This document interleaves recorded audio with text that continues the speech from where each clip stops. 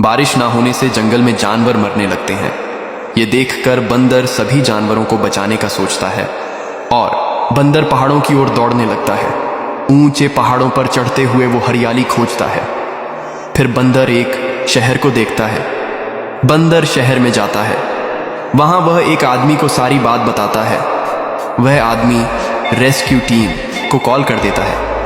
Rescue team बड़े बड़े ट्रकों से पानी लाती है और उस पानी को जंगल के गड्ढों में भरने लगती है। धीरे धीरे जंगल फिर से हरा भरा हो जाता है। सारे जानवर बच जाते हैं, लेकिन बंदर रोने लगता है क्योंकि किसी ने लाइक और सब्सक्राइब नहीं किया।